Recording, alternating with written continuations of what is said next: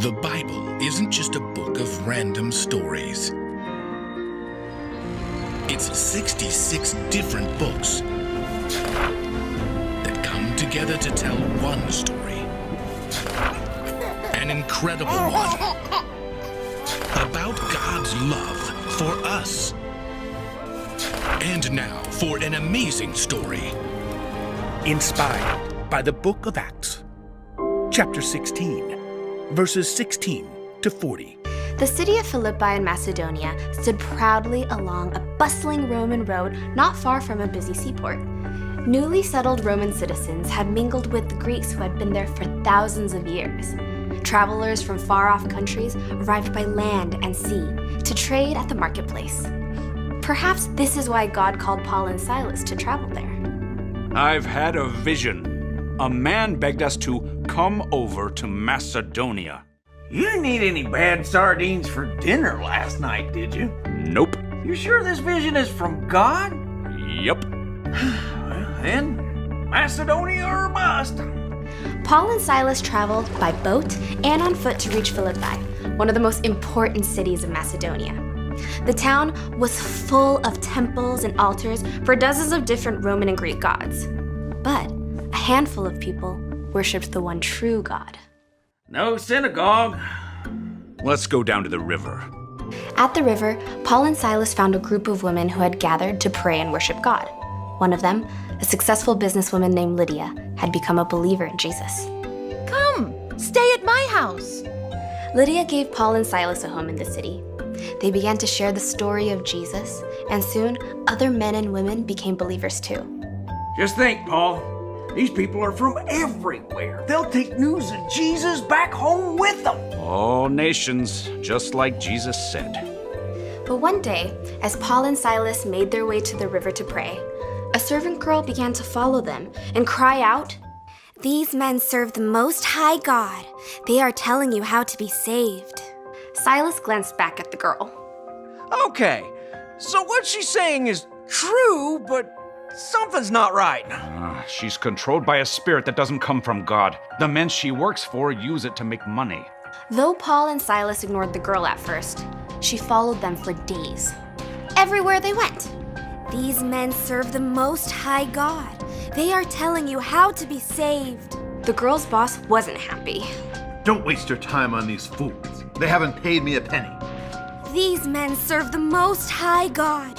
They are telling you how to be saved." Yeah, you said that. "These men serve the Most High God. They are..." Enough! Paul whipped around to face the girl and spoke to the spirit who was controlling her. In the name of Jesus Christ, I command you to come out of her. Immediately, the spirit left the girl. Her face changed. She blinked and stood straight and tall. What happened? I'm free. I'm me. The girl's bosses were not pleased. They snarled at Paul and Silas. She can't make money for us anymore. Jesus freed her. Will you rob her? The girl's owners grabbed Paul and Silas and dragged them to face the city judges. A great crowd formed, jeering and shouting. These Jews are making trouble. They're telling us to do things against Roman law. Then beat them. Yeah! Chain them. Yeah! Toss them in jail. Yeah! You know, the scary part and back with those big creepy spiders. Too far? Just as the judge ordered, Paul and Silas were whipped. Then they were dragged into the jail. Let's see. Looks like you're registering for our deepest, darkest cell. It's included, free of charge. Though they'd done nothing but share the story and power of Jesus, Paul and Silas found themselves bruised and bleeding, trapped in a Philippian jail at midnight. Only one thing to do. Count spiders? The Lord is my shepherd, I shall not want.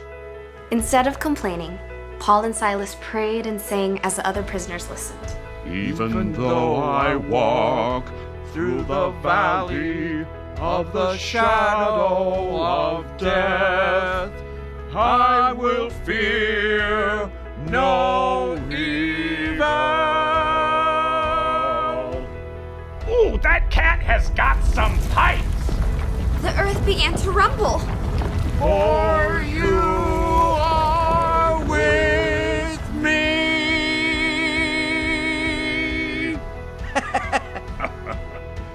The entire prison shook. Doors flew open, chains cracked. The jailer woke and scrambled from his bed, racing to the jail. They're gone. They've escaped. The jailer planned to kill himself, but Paul called out. Don't hurt yourself. We're all here. Light! Get me some lights! Racing into the prison, the jailer fell down before Paul and Silas. What must I do to be saved? The jailer brought Paul and Silas into his own home. He washed their wounds and prepared a meal as his former prisoners shared the good news of Jesus to the entire household. Everyone was filled with joy and became a believer too. This changes everything. Early in the morning, the city judges sent out officers with an order to release Paul and Silas. You can leave now. Go in peace. Paul faced down the city officers. We were beaten in public and thrown in jail without a trial, even though we're Roman citizens. Oopsie! Your judges can't get rid of us quietly. They better come lead us out in person. Afraid they'd get in trouble for jailing Roman citizens, the judges skulked to the prison themselves. Sorry. About the spiders, too. Leave, please. Once free, Paul and Silas returned to Lydia's home. They took time to encourage the new believers before they finally left Philippi to continue sharing the good news to new towns and new cities.